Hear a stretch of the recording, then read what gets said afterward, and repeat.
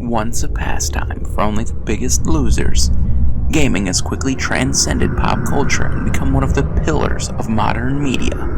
With that happening though, gaming urban legends have sprung up. Today we're going to count down 5 of the most well-known and creepy gaming urban legends.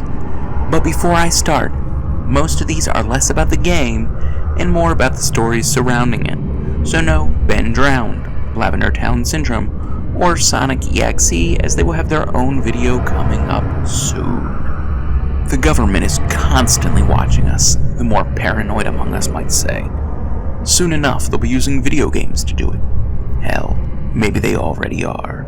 See, back in 1981, before most of us were even born, a strange game showed up at arcades in Portland, Oregon. The game was called Alypius. While the genre of game is unknown, certain things are agreed upon about this game. For one, it was crazily addicting, but this caused players to experience selective amnesia, nightmares, and apparently, suicidal thoughts. To make it even more creepy though, men in black came to the machines regularly to reportedly record data. Men in black are typically associated with the government, so what if the US government was testing using video games to erase memories, testing civilians without their knowledge, similar to Project MKUltra. A scary thought indeed. Running forward, it's time to discuss the Madden Curse.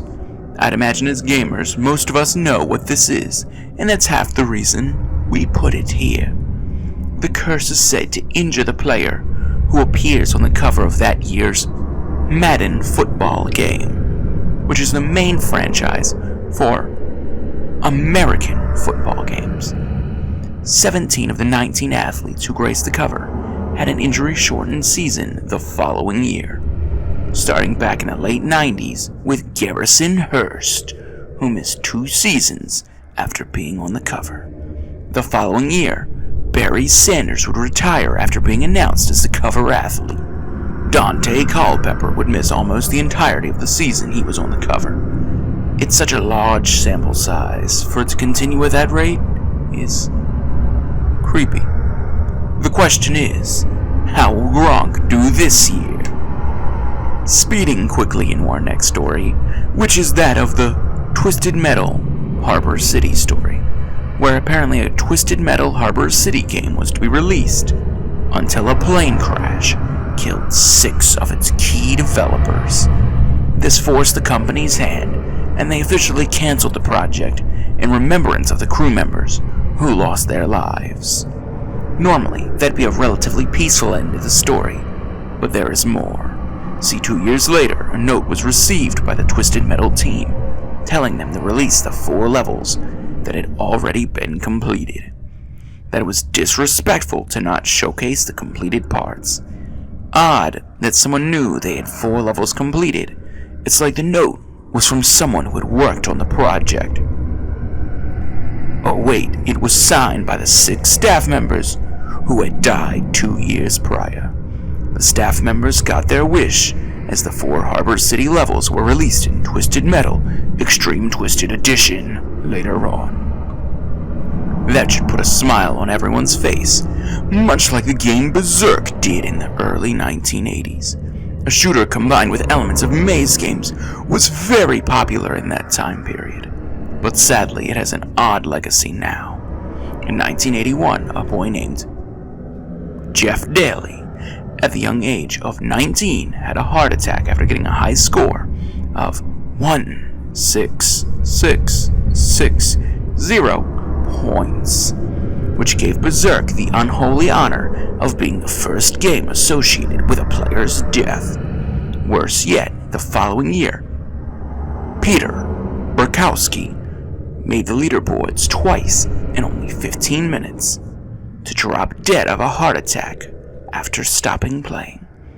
Both young adults appeared healthy before playing the game, but neither was smiling after Evil Otto found them. Being erased from our minds is my final urban legend, that of the Killswitch.